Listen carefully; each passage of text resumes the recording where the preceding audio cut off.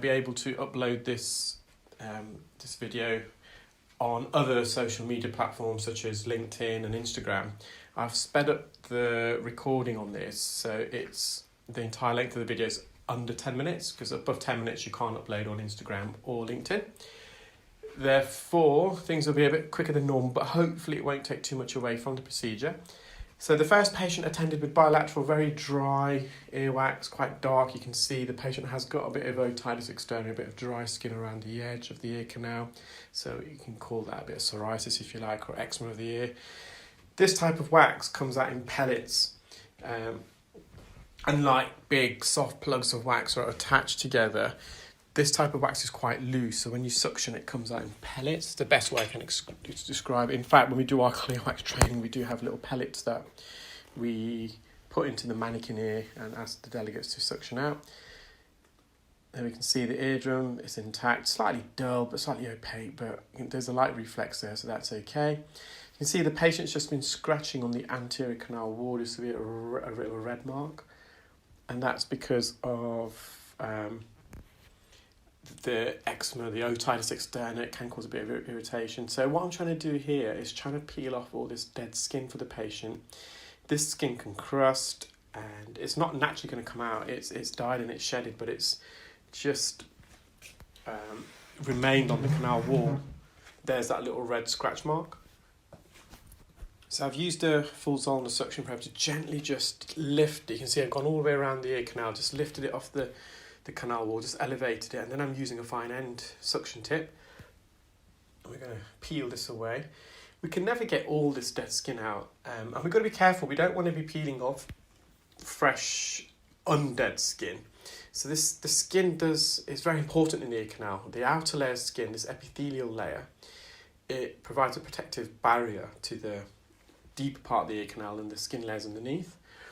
The skin also contains a lot of keratin. So keratin is a protein, same protein we find on our fingertips or hairs. And keratin is not only hydrophobic, so it provides a waterproof barrier. So if water does get in the ear, which we're trying to avoid, it should just kind of roll out. Keratin also helps reflect away UV light, so it can protect the ear from harmful sun rays. You can see it just on the anterior canal wall here. And again, with dead skin, we're going to be very careful of clarinetting. So clarinetting is when you peel dead skin, sometimes it can violently flap against the suction tip, and it can be really, really noisy, not only for the patient, but also for myself performing the procedure. You generally find, if you do get clarinetting with a full Zollner suction probe, that if you revert to a fine end suction tip, there's less clarinetting there. So the patient's been advised not to use not to allow water to enter the ear. They're going to use some acetic acid spray over the counter, which is designed for otitis externa, and just also recommended they use on a fortnightly basis some olive oil spray. Olive oil that's meant for the ear, so it's safely treated for the ear. And the olive oil will help moisturise the patient's dry skin. It's not the first time they've had this condition. They've come before. So this is the same patient's left ear. I would say that was semi-occluding, wasn't as occluding as the right side. And again, it's just coming out in pellets. Eardrums are intact and healthy. I think in total I've got 5 procedures. I can't fully remember what we should find out. So just some dead skin on the posterior superior canal wall.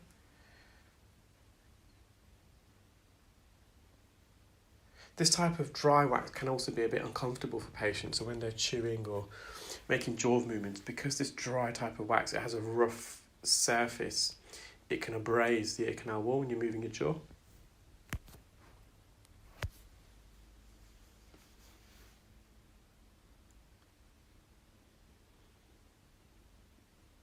So that's the patient ear. So that eardrum was less, it didn't have a light reflex, so it was absent, you would have noticed, compared to the right. And that's just a quick overview of the dry wax. So this is patient number 2. Bit of a narrower ear canal. So the wax, I would say it's still a bit dry, but it's not as dry as the previous patient. So we've got the occlusion already removed, so the patient can hear instantly, but because of the shape of the ears, it was like they got a deep valley here. So the ear canal's what we call slit. Now everyone's ear canal, the height is greater than the width. And I would say in this patient, the height's far greater than the width. And it's just a little valley there created. And that could potentially be a cause of the patient's wax buildup. This wax is trying to come out naturally, but it's getting trapped in that valley. So we've got the occlusion out. It's just some dead keratin at the base of the ear canal.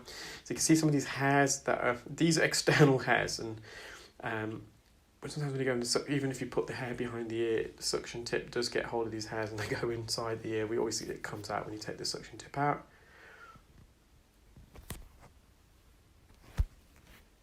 So just some dead skin posteriorly. So this is relatively quick procedure. Just some dead keratin superiorly. You can see this dead skin, it's slightly oxidized. It's no longer a fresh white colour, it's a bit more yellow.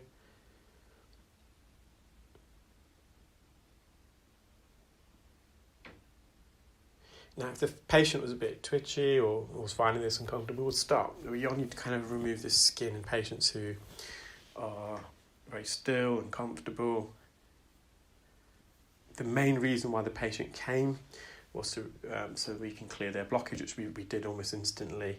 So when we were training our ClearWex delegates, I do always advise the delegates, less is more sometimes. I think I'm going to just use the Jobson horn just to see if I can just remove some of this dead skin that's on the anterior canal wall. It's a bit stubborn.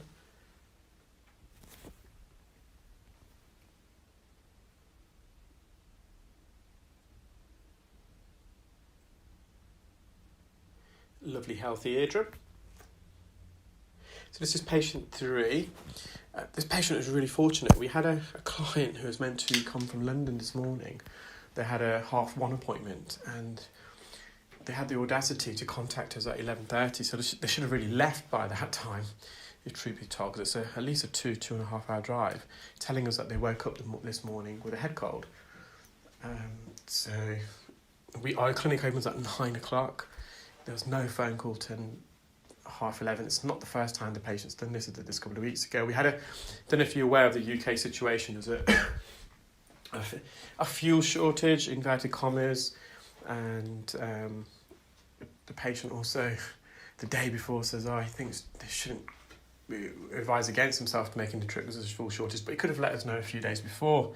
The fuel shortage didn't happen overnight. Anyway, so because of that cancellation, this patient rang. They were really, really desperate for an appointment, and the back history is that they've had ear syringing in the past, very uncomfortable, didn't find it successful. They've been suffering from a lot of earache, went to their doctor. They've had previous childhood infections. You can see the eardrum there, it was slightly scarred. They've been using hydrogen peroxide drops, which is the worst type of drops, I feel. I'm not a big fan of it.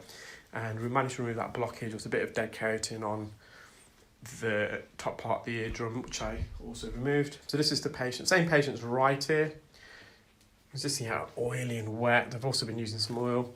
Now you can see the hammer bone, so the attic region.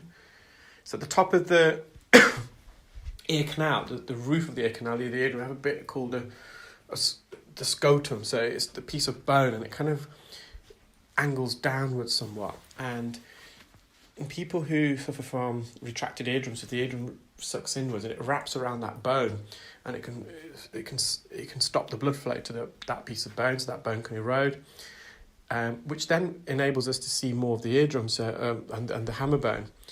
So just for the audiologists out there, we could see the neck of the malleus there.